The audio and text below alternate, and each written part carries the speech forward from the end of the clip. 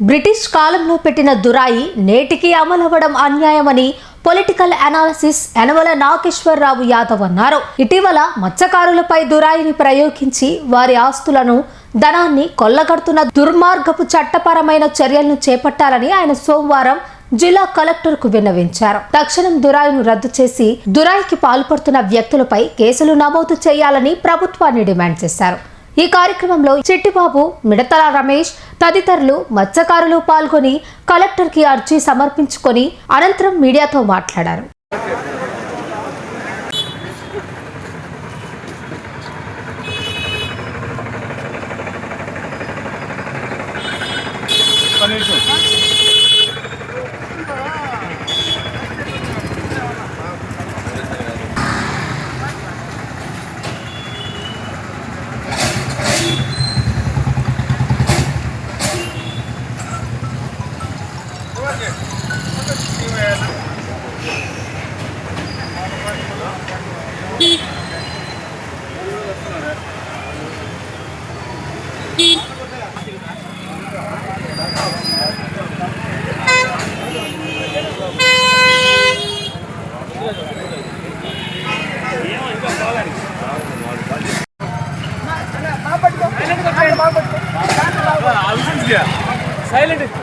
Silent రండి.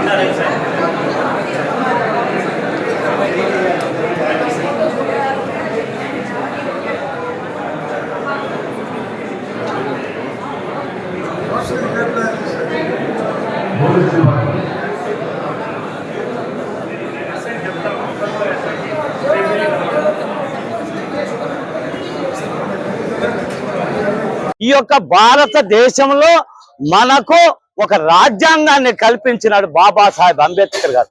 దాంట్లో మనకు కొన్ని హక్కులు ఉన్నాయండి. ఈ రోజు ఏ విధంగా ఉందంటే ఇరాన్, ఇరాక్ దేశాల్లో, ముస్లిం కంట్రీస్ లో ఒక షరియా అనేది ఒక చట్టం ఉందండి. అక్కడ తప్పు చేస్తే నడి రోడ్డు మీద రాళ్లతో కొట్టి చంపుతారు, ఉరి శిక్షలు చేస్తారు అయ్యా ఆ దేశాల్లో. అయ్యా ఇప్పటికే బ్రిటిష్ వాళ్ళు మన మీద కథనాలు చలాయిస్తా ఉన్నారని శాంతియుతంగా గాంధేయ మార్గంలో లక్షలాది మంది ఉద్యమాలు చేసి వాళ్ళని తరిమి కొట్టామండి. ఆనాడు బ్రిటిష్ ప్రభుత్వంలో వచ్చిందే ఈ దురాయి సంస్కృతి అనేది. అప్పటి నుంచి కూడా ఈ దురాయి అనేది మత్స్యకారుల గురించి నేను తప్పు పట్టడం లేదండి. ఈ మత్స్యకార కుటుంబాలు నీతి నిజాయితీకి మరో పేరు. ఇప్పటి వరకు కూడా శాంతియుతంగా ఉన్నాళ్ళే ఈ మత్స్యకారులు అందరూ కూడా. వాళ్ళ కష్టం నిద్రలే సముద్రంలో వేటకు పోయినారా, పట్టుకున్నారా, అమ్ముకున్నారా, అది వాళ్ళ జీవన విధానం. ఈ మధ్య కాలంలో మీ మీడియా పరంగా అందరికి కూడా తెలుసండి, ఈ మత్స్యకార బోట్లు తమిళనాడు, పుదుచ్చేరి నుంచి మన జిల్లాలో ప్రవేశిస్తే బోట్లని జవ్వలు తిండి పార్పరులు నిర్బంధించినప్పుడు మానవతా దృక్పథంతో ఈ యొక్క మత్స్యకార సోదరులు ఒక నైట్ వాళ్ళు కూడా మనలాగా సముద్రంలో పట్టుకొని బతికేవాళ్ళు కదా అని ఒక ఆలోచనతో ఏదో పెద్దవాళ్ళు కూడా చెప్పారండి.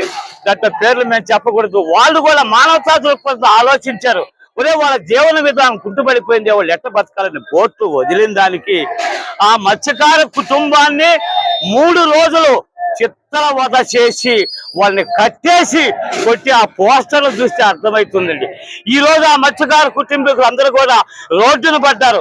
మీరు ఒక్కసారి ఆలోచించినయ్యా, ఆ కుటుంబంలో ఇళ్లలో ఉండలేక పసిబిడ్డలతో కూడా బయటకు వచ్చారు. అదే ఈ మత్స్యకారులు ఆ భేదావాళ్ళతో ఎవరితో మాట్లాడితే 10 లక్షలు పెనాల్టీ కట్టాలంట. ఏది దుర్మార్గం? ఇంకా బ్రిటిష్ పాలన కొనసాగుతుందని నేను ప్రశ్నిస్తున్నాను. అయ్యా నాకు తెలిసినంత వరకు ఈ మత్స్యకార కుటుంబాలు మనకు స్వాతంత్రం వచ్చి 78 సంవత్సరాలైనా ఈ వైఎస్ఆర్ గవర్నమెంట్ రాకముందు వరకు కూడా ఈ మత్స్యకారులు ఎక్కడ అవసరం వాళ్ళ యొక్క కుటుంబాల్లో కలతలు లేవండి, కలిసిమెలిసిగా ఉన్నోళ్ళే మత్స్యకారులు. ఈ ప్రభుత్వాలు వచ్చిన తర్వాత వీళ్ళు రాజకీయ లబ్ధి కోసము ఆ ఎలక్షన్లకు ఏం చేస్తారంటే కొన్ని లక్షలు ఆ యొక్క పెద్దలకు ఇస్తారండి, వాళ్ళ ఓట్లు స్వార్థం కోసం. ఇంకొక పార్టీ వాళ్ళు ఇస్తారు, అప్పుడు వీళ్ళు దురాయిలు ప్రకటిస్తారు, వీళ్ళకి చేయాలా వీళ్ళకి చేయాలి. ఆ నుంచే మొదలైంది ఈ మత్స్యకార కుటుంబాల్లో అలజడి అనేది. ఈ రాజకీయ నాయకులు వాళ్ళ స్వార్థం కోసం ఈ మత్స్యకార కుటుంబాలను సర్వనాశనం చేస్తా ఉండాలి. ప్రజలు తెలుసుకోవాలా, ఇప్పటికే తెలుసుకొని ఉన్నారు. ఇంకా రాబోయే రోజుల్లో ఈ రెండు పార్టీలకైతే భవిష్యత్తు లేదు నాకు తెలిసినంత వరకు. ఇలా స్వార్థం కోసం ప్రజలను సర్వనాశనం చేస్తా ఉన్నారు. చట్టాలు నేను ఎందుకు చెప్తున్నానంటే, ఈ రోజు వీళ్ళ ఆధ్వర్యంలో, చిట్టిబాబు గారి ఆధ్వర్యంలో కలెక్టర్ గారు కూడా గతంలో కూడా ఎన్నో రిప్రజెంటేషన్ ఇచ్చారండి, ఇప్పుడు కూడా మళ్ళీ రిప్రజెంటేషన్ ఇస్తా ఉంటారు. అయ్యా మీరు ఆలోచించండి, మీరు పెద్ద అధికారులు, ఐఏఎస్ IPS IRS అంటే పెద్ద మేధావులు. ఈ మధ్య కాలంలో ఎటువంటి సమస్యలైనా కలెక్టర్ గారు పరిష్కరిస్తా ఉన్నారు. నాకు తెలిసినంత వరకు దీని ఎంక్వైరీకి మన జిల్లా SP మేడం గారు, అడిషనల్ SP సౌజన్య మేడం గారు కానీ, లేకుంటే రూరల్ DSP గట్టమనేని శ్రీనివాసరావు గారు, వీళ్ళిద్దరు కానీ ఎంక్వైరీకి వేస్తే వారం రోజుల్లో వీళ్ళ వెనక ఏ రాజకీయ పార్టీలు ఉన్నారో బయటికి తీయగలిగిన సత్తా ఉంటుంది. వాళ్ళకి న్యాయం చెయ్యాలని, వాళ్ళ గ్రామ బహిష్కరణని తగ్గించి మీరు న్యాయంగా వాళ్ళని కుటుంబాలను ఆదుకోవాలని ఈ విధంగా పసిబిడ్డలతో రోడ్ల మీద పడాల్సిన కారణం ఏంటండి? వాళ్ళ కష్టం వాళ్ళు చేసుకునే వాళ్ళు. కాబట్టి ప్రభుత్వాలు ఆలోచించి తగిన విధంగా న్యాయం చెయ్యాలని కోరుకుంటూ